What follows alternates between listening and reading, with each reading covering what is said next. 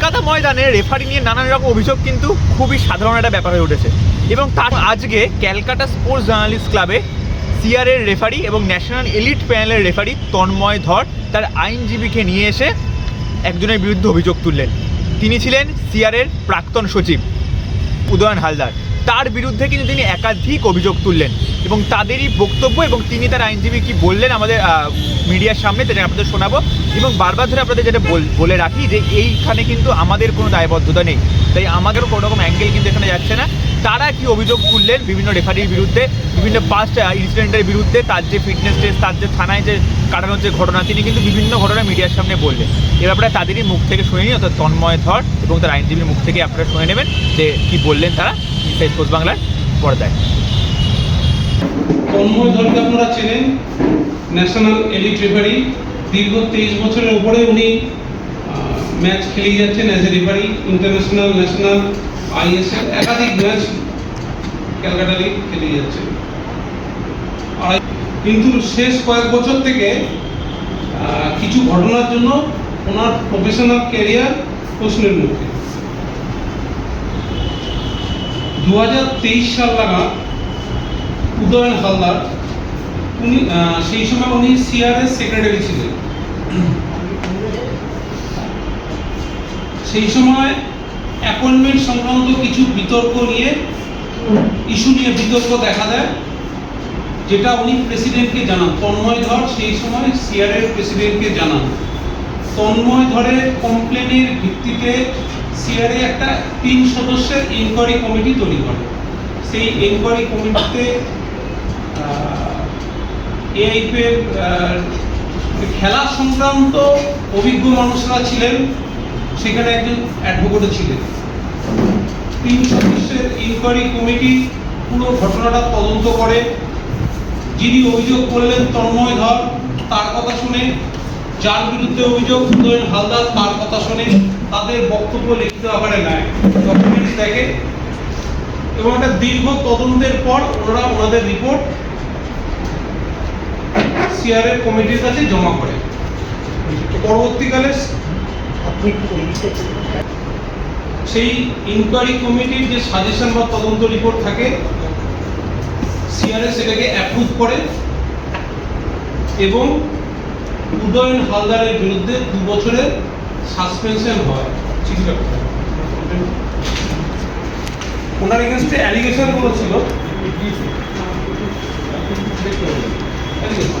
guilty of misconduct concerning anti-association interest, unauthorized use of CRA funds, serious derogation of duties, illegal participation in the interstate tournament.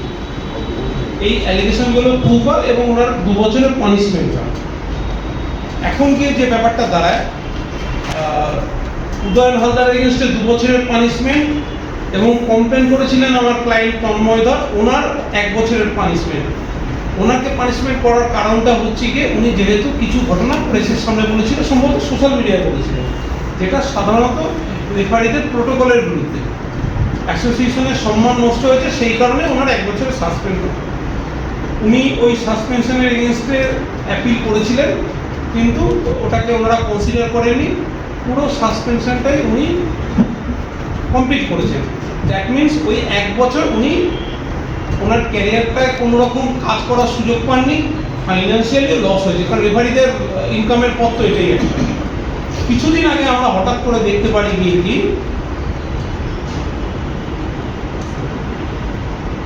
যে সিআরএর কিছু dignitaries তারা একটা press meet করছে।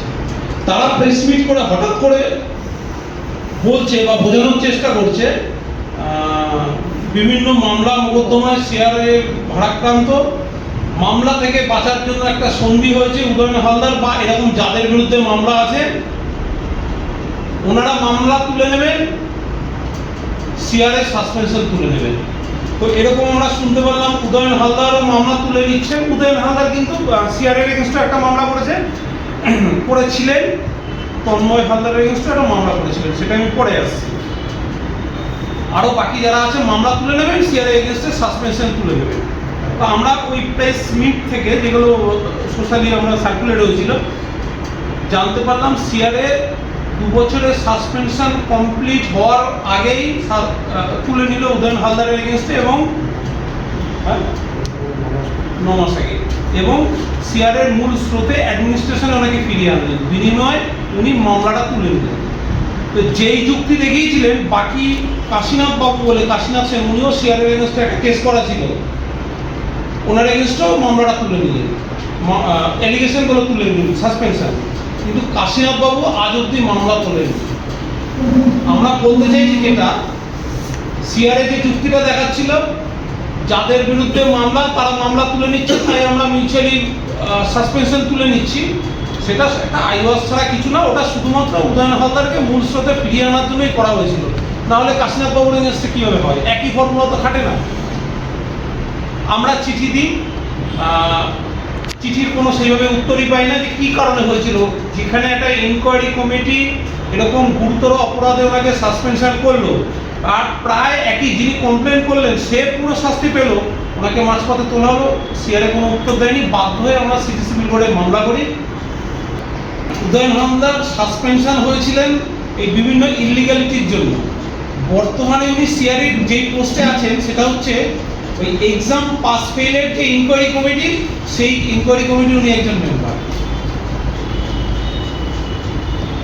Exam pass ফেলের মানে ওনার বিরুদ্ধেই অভিযোগ, এসব এক্সাম পাস ফেল নিয়ে, ভুল টেন্ডার নিয়ে, সিআরএর ফান্ড নষ্ট করা নিয়ে একাধিক জিনিস আছে। তো সেই এক্সামের পাস ফেলের যে ইনকোয়ারি কমিটি, উনি ওটার মেম্বার। আমরা আপনাদের মাধ্যমে ঘটনাটা সবার সামনে নিয়ে আসতে চাইছি, এটার পূর্ণাঙ্গ তদন্ত হোক, এবং যে ভদ্রলোক এইরকম অ্যালিগেশনে সাসপেনশন হয়েছে তাকে ফুটবল মাঠের মধ্যে না রাখাটাই হয়তো বাঞ্ছনীয়। ট্যাংশন করেও একটা মামলা আছে, যেটা তন্ময় ধরের এগেনস্টে করা হয়েছে, সবে সাক্ষী শুরু হয়েছে। সেই মামলাতেও উদয়ন হালদারের অনেক অভিযোগ আছে, কিন্তু সাবজুডিস ম্যাটার, সব কিছু বলা হয়তো ঠিক দেখাবে না, একটা রায় না বেরোনো অব্দি তো কিছু জানানো যায় না। সেখানেও অনেক বক্তব্য আছে, সেগুলো নিশ্চয়ই জানাবো আমরা পরে। আইএফএ সিআরএ সবাই হচ্ছে আমার মাদার অ্যাসোসিয়েশন, আমি চাই এদের যেন কোনো ক্ষতি না হোক। কিন্তু উদয়নবাবু যেহেতু আমার এগেনস্টে মামলা করেছে, সব থেকে বড় ব্যাপার হচ্ছে, মানে এটা আমার বলাটা উচিত যে আমি যেদিনকে অল ইন্ডিয়া ফিটনেস দিতে যাই তার 2 দিন আগে আমি কোর্টে বেল নিয়ে, আমি আমার অ্যাডভোকেট আছে, কোর্টে বেল নিয়ে আমি গোয়ালিয়র ফিটনেস টেস্ট দিতে যাই। আমাকে বহুভাবে আটকানোর চেষ্টা করা হয়েছে, ইনক্লুডিং আমি ময়দান থানাতে 8 ঘন্টা কাটিয়েছি। আমাকে ময়দান থানা থেকে ফোন করে বড়বাবু বলেছে থানায় হাজিরা দেওয়ার জন্য। আমি ময়দান থানা গেছি, গিয়ে আমি 8 ঘন্টা ওখানে থেকে আমি বাড়িতে এসেছি। ইভেন ওনার এগেনস্টে যে এলিগেশনগুলো আছে, যে টাকা ফান্ডের চিটিং ব্যাপারটা, সিআরএর যে আনাথরাইজ টুর্নামেন্ট, তো সব থেকে মেইন যেটা, উনি সিআরএর এক্স সেক্রেটারি কমল সরকার, যিনি দীর্ঘদিনের সেক্রেটারি ছিলেন, তার সাথে এরকম কিছু ফাইন্যান্সিয়াল কিছু ব্যাপার ছিল টাকা লেনদেনে। তো সেই ব্যাপারে উনি আনঅফিসিয়ালি কমল সরকারকে 4 বছর সিআরএ আসতে বারণ করেছিলেন, উদয়ন হালদার নিজে, তারও একই কেসে লেনদেন। ইভেন কাশীনাথ সেন, তারও এরকম, যে বর্তমানে অন্য ক্লাবের সাথে যুক্ত আছে, তারও এই টাকা লেনদেনের ব্যাপার ছিল, তাকে উনি সেক্রেটারি হয়ে 6 বছর সাসপেন্ড করেছিলেন। তো আজকে আমার বক্তব্য হচ্ছে এটাই যে উনি যখন সেক্রেটারি হয়ে এই দুজন ব্যক্তিকে 4 বছর 6 বছর সাসপেন্ড করেছিলেন, তা আজকে যখন উনি নিজে সেক্রেটারি, উনি যখন নিজে টাকা যেটা 900 কেস উঠেছে, সেটা হচ্ছে মেন ট্রাকনের সাথে আমাদের সিআরএর একটা লাস্ট 2 বছর আগে 22 সাল অথবা 23 সালে আমাদের সিআরএর জার্সিতে, আমি সামনে ট্রাকন লেখা আছে, ঠিক আছে,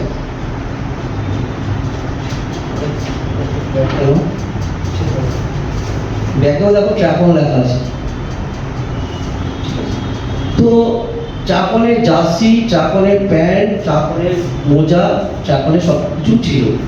তো আমার বক্তব্য হচ্ছে যে যদি কোনো কোম্পানি, ঠিক আছে, যদি কোনো অ্যাসোসিয়েশনকে স্পন্সর করে, আমরা সবাই জানি সেই কোম্পানি অ্যাসোসিয়েশনকে কোনো না কোনো পয়সা দেয়, কিন্তু এক্ষেত্রে ব্যতিক্রম হলো যে এই ট্রাকন সিআরএকে কোনো 1 পয়সাও দেয়নি। সেকেন্ডত এই ট্রাকনকে অবৈধভাবে উদয় হালদার নিজের টেন্ডারটা পাইয়ে দেয়, সব থেকে বড় এলিগেশন। ট্রাকনকে উনি অবৈধভাবে টেন্ডারটা পাইয়ে দেয়, ইনক্লুডিং ট্রাকনের থেকেও 1 পয়সাও সিআরএ কোনো ফান্ডে কোনো টাকা ঢোকেনি। তার সাথে বড় কথা হলো, যেটা টাকার এলিগেশনটা হয়েছে, উনি 2 লক্ষ টাকা কিডসের জন্য ট্রাকনকে দিয়েছে, আর 60,000 টাকা দিয়েছিল টি শার্ট বানানোর জন্য, যেটা পরে দেখা গেছে সেই 2 লক্ষ টাকা প্লাস 60,000 টাকা দুটো আলাদা আলাদাভাবে সেটা যেই মানে যেটা ছিল কিটের তার থেকে অনেক এক্সপেন্সিভ, মানে সেই টাকাটা সেটা খরচা হওয়ার কথা না, কিন্তু সেটার ভিত্তিতে সিআরএ ইনকোয়ারি কমিটি করে তার বিরুদ্ধে এই এলিগেশনগুলো নিয়ে এসেছে। এটা হচ্ছে ট্রাকনের মেন মুদ্রা। ট্রাকন কোনো সিআরএকে কোনো পয়সা দেয়নি। ট্রাকন পর্যন্ত ন্যাশনাল এক্সাম যখন রেফ্রিতে পরীক্ষা হয় সেই সময় একটাই মাত্র লিস্ট বেরোয়, যারা পরীক্ষায় পাস করে বা ফেল করে, ফেল যারা জানে তাদের লিস্ট বেরোয় না, যারা পাস করে একটাই সিঙ্গেল লিস্ট বেরোয়, সেটাতেই কে পাস কে ফেল সেটাতে বোঝা যায়। কিন্তু সেক্ষেত্রে ব্যতিক্রম দেখা গেছে 2023 সালে ন্যাশনাল এক্সামে আমাদের কলকাতার এক ক্যান্ডিডেট, সেই সময় উদয়নদার বোর্ড মেম্বার ছিল, কলকাতার এক ক্যান্ডিডেট, তাকে পাস করানোর জন্য প্রথম লিস্ট অল ইন্ডিয়াতে বেরিয়ে যায়। তার একদিন বাদে অথবা 2 দিন বাদে কি 3 দিন বাদে আমি এক্স্যাক্টলি বলতে পারছি না, বাট বেরিয়েছিল, তার জন্য একটা সিঙ্গেল পেজে তার নাম বেরিয়েছিল, সেখানে বলা হয়েছে প্রিন্টিং লিস্টে, সেটা আমার কাছে রয়েছে, সেটা হচ্ছে আমার লিস্ট, সেখানে দেওয়া হচ্ছে প্রিন্টিং লিস্টে। তো এটাই হচ্ছে অদ্ভুত ব্যাপার যে 2023 সালে ফার্স্ট টাইম দেখলাম যে কোনো রেফারির জন্য একটা সিঙ্গেল মানে পেজ বেরোলো, তাও কি 2023 সালে উদয়নদার বোর্ড মেম্বার। তো 2023-2022 বোর্ড মেম্বার থাকাকালীন উনি এতগুলো নোংরামি কাজ করে গেছে। ব্যাপারটা নিয়ে আমি একটুখানি অনেক খুলেই বলি। অ্যাকচুয়ালি বেঙ্গল সুপার লিগটা এবছর যেহেতু ফার্স্ট টাইম হয়েছে, তো আমার বলার ইচ্ছে ছিল না বেঙ্গল সুপার লিগ নিয়ে, কিন্তু অনেক কি বলবো প্রেশারে আমাকে এটা বলতে হলো, কারণ লাস্ট 6-7 দিন ধরে আমার ফোনে প্রতিনিয়ত ফোন আসছে যে আমি নাকি আমার বন্ধু প্রাঞ্জল ব্যানার্জির এগেনস্টে নাকি কোর্টে মামলা করেছি। তো প্রাঞ্জল ব্যানার্জি আমার খুব ক্লোজ, আমরা একসাথে দীর্ঘদিন খেলিয়েছি, একসাথে আমরা রেফারিং এসেছি, একসাথে ন্যাশনাল পাস করেছি, একসাথে আমরা আইএসএল আই লিগ একসাথে বহু ম্যাচ খেলিয়েছি একসাথে। তো আমি চাই না যে ওর কোনো কিছু ক্ষতি হোক বা ওর কোনো প্রবলেম হোক, কারণ ওরা সমস্ত রেফারিরা আমাকে ফোন করে বলছে আমি নাকি প্রাঞ্জল ব্যানার্জির এগেনস্টে মামলা করেছি। তো অ্যাকচুয়ালি আমি প্রাঞ্জল ব্যানার্জির এগেনস্টে মামলা করিনি, মামলাটা শুধু লিগাল নোটিশ পাঠানো হয়েছে সাচিকে, লিগাল নোটিশ পাঠানো হচ্ছে আইএফএকে, সিআরএ। এবার তারপরে যেটা স্টেপ নেওয়ার সেটা আইএফএ বা সাচি বা সিআরএ সেটা নেবে, কিন্তু আমার উদ্দেশ্য এরকম না প্রাঞ্জল ব্যানার্জির নামে কাউকে খারাপ করা।